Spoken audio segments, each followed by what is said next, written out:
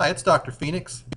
Today we're going to be looking at membrane transport, or how molecules get across the cell membrane. As we look at membrane transport, we're going to see that there are two broad categories in which molecules can move across the membrane. One is referred to as passive transport, and the other one active transport. Now, when you consider the word passive and active, I want you to look at these two pictures that are referring to passive and active stretching.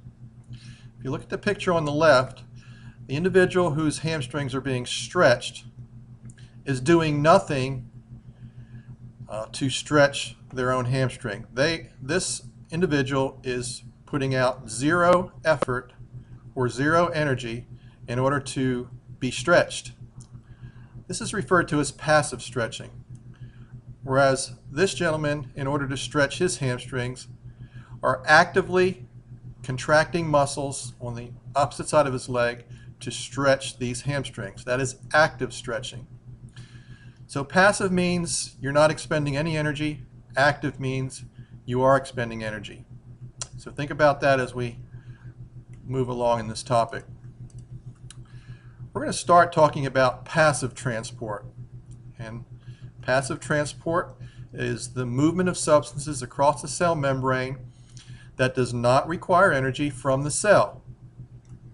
The energy comes from another source, and we'll see where that comes from in just a minute. There are three types of passive transport that we're going to look at: diffusion, osmosis, and facilitated diffusion. So what is diffusion? Diffusion is the spreading of molecules from an area of high concentration to an area of low concentration. If we have a group of molecules here that are packed together, they would naturally spread from this area of high concentration to this area of low concentration. If I spray perfume into the air right around me, that's an area of high concentration, and over a period of time you may be able to smell it in the back of the room. That's the movement of molecules from an area of high concentration to an area of low concentration. Now, the reason for this is because molecules are in constant random motion. They vibrate, and as a result they bump into each other, they bump into the container that they're in, and they will end up moving around randomly. So this random movement, this random bumping together, will ultimately result in them moving from an area of high concentration to an area of low concentration. So diffusion, again, is the movement of high concentration to low concentration, and this will occur until what's known as equilibrium is reached. We started out with all the molecules on this side of the membrane, and we saw the molecules move randomly across the membrane, and this will occur until there's an equal concentration on both sides, and that is called equilibrium. Again, we can drop a tablet into the water. This is an area of high concentration. They're going to move into areas of low concentration until equilibrium is reached.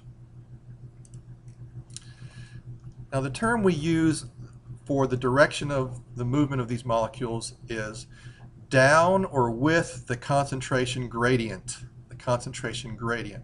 So what is the concentration gradient? That is simply the difference in concentration from one side of the membrane to the other. On the left here we have a high concentration gradient. We have a large or a high concentration on this side and a low concentration on this side. So there's a big difference. This big difference is referred to as a high concentration gradient. So molecules tend to move with or down the concentration gradient. They will move in this direction, and they will move in that direction until equilibrium is reached. When equilibrium is reached, there's a low concentration gradient, or even no concentration gradient. Okay. Now, diffusion is referring to the movement of solute molecules, what's dissolved in the water. Osmosis refers to the movement of the water molecules themselves. So osmosis is the diffusion of water through a semi-permeable membrane. And again, they're going to move in the same direction from high to low concentration or with the concentration gradient. Here we see a solution with various concentrations of glucose and water on both sides of the membrane. There's a higher concentration of glucose on the bottom side of the membrane here, so the net movement of glucose is going to be up. Glucose will move in this direction. However, there's more water molecules above the membrane than below, and so the net movement of water is going to be down through the membrane. Glucose is going to move by diffusion. The water will be moving by osmosis. Now, if we look at this setup where we have two different concentrations of solutions in this U-tube separated by a membrane. In this case, this membrane has pores in it that are large enough to allow both the sugar molecules and the water molecules to get through. So because of the laws of diffusion and osmosis, the sugar molecules are going to move from a high concentration to a low concentration, so they'll be moving in this direction. And the water molecules likewise will move from an area of high concentration to an area of lower concentration, and so they'll move in this direction. Ultimately, they will both reach equilibrium, and when it's all said and done, we'll have an equal concentration of sugar and water on both sides of this membrane. Now, an interesting happens if we change this membrane so that the pores are small and do not allow the sugar molecules to get through. Even though there is a concentration gradient with sugar, the sugar cannot move across the membrane. So only water can. So what direction will the water move? Water is going to move from an area of high concentration to an area of low concentration. Where's the highest concentration of water? Well, there's less sugar over here, so there must be more water. So water is going to move from this direction to this direction. What's that going to do? Well, it's actually going to raise this column of water up until both sides of the membrane have the same concentration of sugar water.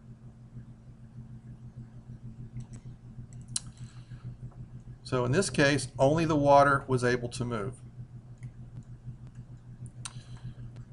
Now, when we're looking at concentration differences, let's take a look at these images here. This area right here represents inside the cell, and this is outside the cell. If the concentration of solute is greater outside the cell than inside the cell, we call this solution out here a hypertonic solution. Hyper means more, tonic means strength, more solute in the solution outside the cell.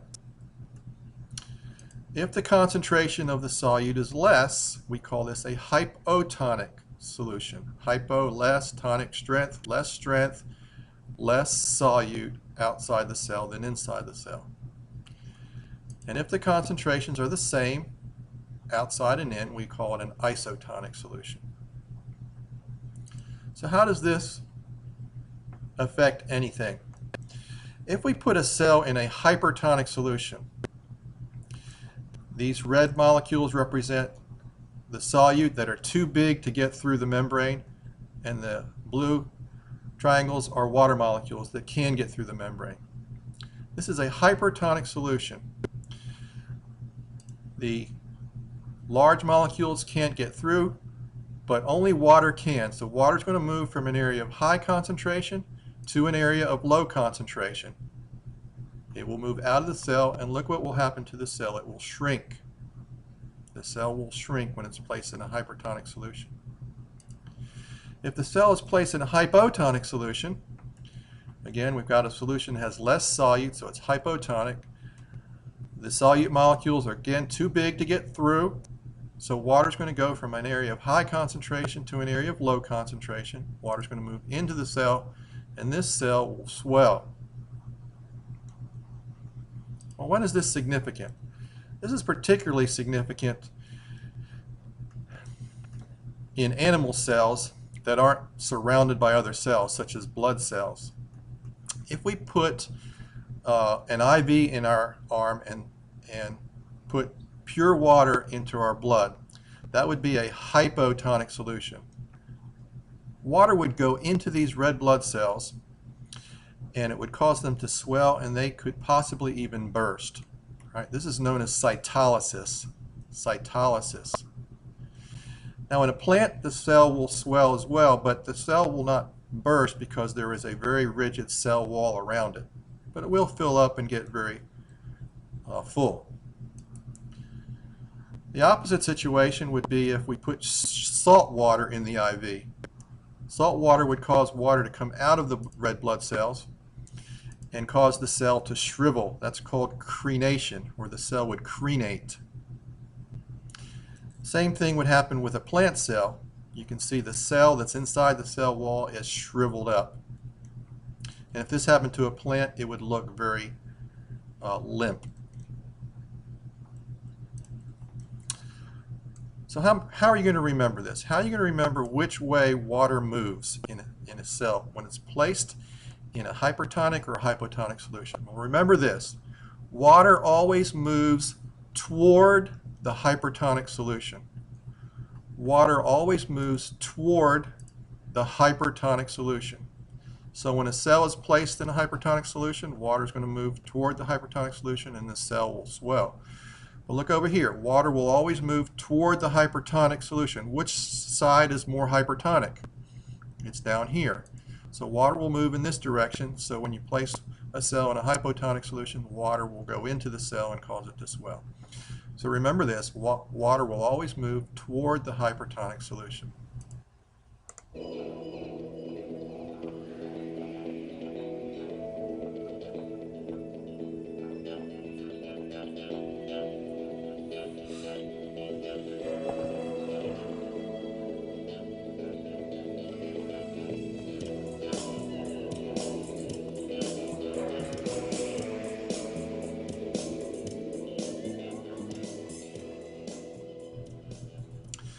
Some cells, single-celled organisms, live in fresh water.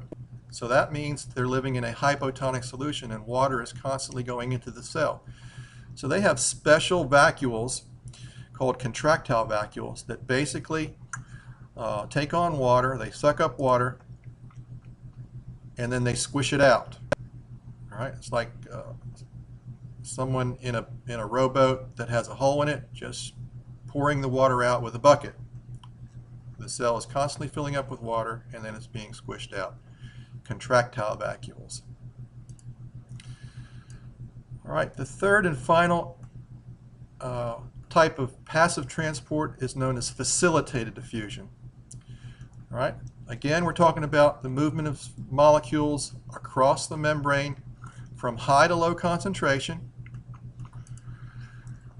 but there's a helper. It's being facilitated. In this case, these molecules are too big to get through the phospholipid bilayer, so there are special proteins within the membrane that allow these molecules to get through.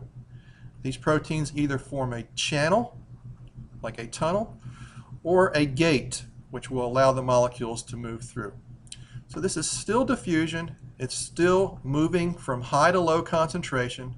There is still no energy exerted on the part of the cell. Okay, those are our 3 passive transports. I hope that's helpful. Please send me your questions through My Big Campus or bring them to class. Thank you and have a great day.